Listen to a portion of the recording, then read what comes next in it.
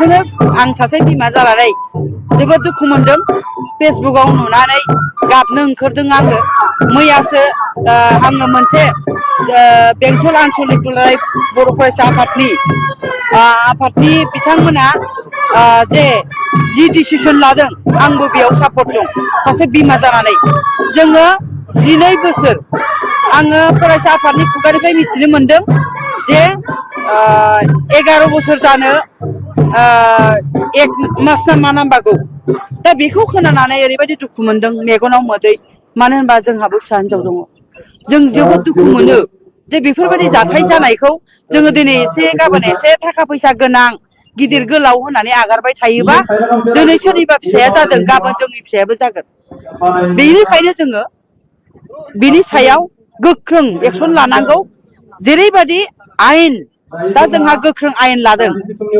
खम समनि गेजेरावनो बिक्रांखौ फासि होनांगौ होननानै बुंदों नङा होमबा? आयेना मा आयेन दङ? बे 12 बोसोर 12 बोसोर गथ'खौ जिनाहारि खालामनानै बिथांमोननि लाइफखौ नस्थ' खालामनायनि थाखाय आयेनाव सरखारि आयेन बायदि मा दं बे आयेनखौ लानांगौ होननानै आंनि थोरोबनिफ्रायबो आं सासे बिमा जानानै बेखौ लाजानो लुबैदों। जुदि आयेनखौ गोख्रोङै लायाब्ला बेनि सायाव समाजा आखायाव लानांगोन।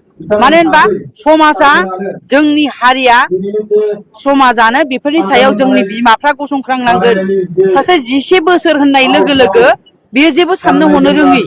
12 बोसोर होननाय लोगो लोगो बियो जेबो साननो रोङि। जास्ट दख'ना बोखो जानजियाव खाजेननाय गथ' बिसोरो। माने जेरबायाव सोरबा सोरबाथ' उन्दै जायोना 11 बोसोरबाबो जास्ट माने बियो जेरबायाव खाजेननाय गथ'। दा बेनि सायावनो जुदि बेफोरबायदि जिनाहारि जायोबा जोबोद दुखुनांथाव। दा आं सानो बिथांमोना गमामा दायखौ मावं मारदोंबा बिथांमोननि सायाव एक्सन लानांगौ। सरकारा जेरैबायदि आयेन दङ गोख्रों बिथांमोनखौ साजा होनांगौ। बे आंनि खावलायनाय। आङो बेखौनो आं सासे बिमा जानानै जोबोद दुखु मोनदों। फेसबुकाव नुनानै गाबनो ओंखारदों आङो। मैयासो आङो मोनसे बेंटल आनसलिक दुलाराय बर' फरायसा आफादनि बिथांमोना जे जि डिसिसन लादों आंबो बेयाव सापर्ट दं।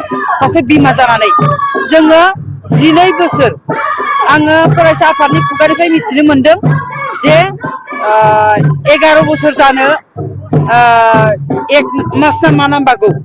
दा बेखौ खोनानानै ओरैबायदि दुखु मोनदों मेगनाव मोदै। मानो होनबा जोंहाबो फिसा हिनजाव दङ।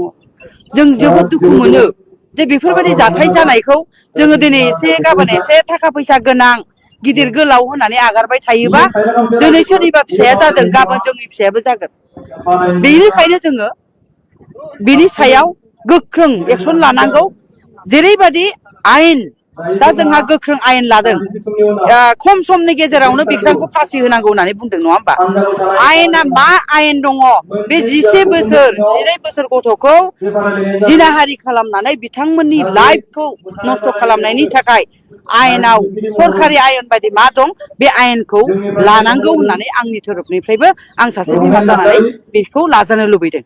जुदि आयेनखौ गोख्रोङै लायाब्ला बेनि सायाव समाजा आखायाव लानांगोन। मानो होनबा समाजा जोंनि हारिया समाजानो बेफोरनि सायाव जोंनि बिमाफ्रा गसंख्रांनांगोन। सासे 12 बोसोर होननाय लोगो लोगो बेयो जेबो साननो हनो रोङि। 12 बोसोर होननाय लोगो लोगो बियो जेबो साननो रोङि। जास्ट दख'ना बोखो जानजियाव खाजेननाय गथ' बिसोरो। माने जेरबायाव सोरबा सोरबाथ' उन्दै जायोना 11 बोसोरबाबो जास्ट माने बियो जेरबायाव खाजेननाय गथ'। दा बेनि सायावनो जुदि बेफोरबायदि जिनाहारि जायोबा जोबोद दुखुनांथाव। दा आं सानो बिथांमोना गमामा दायखौ मावं मारदोंबा बिथांमोननि सायाव एक्सन लानांगौ। सरकारा जेरैबायदि आयेन दङ गोख्रों बिथांमोनखौ साजा होनांगौ। बे आंनि खावलायनाय। आङो बेखौनो आं सासे बिमा जानानै जोबोद दुखु मोनदों। फेसबुकाव नुनानै गाबनो ओंखारदों आङो। मैयासो आङो मोनसे बेंटल आनसलिक दुलाराय बर' फरायसा आफादनि बिथांमोना जे जि डिसिसन लादों आंबो बेयाव सापर्ट दं। सासे बिमा जानानै जोङो 12 बोसोर आङो फरायसा आफादनि खुगानिफ्राय मिथिनो मोनदों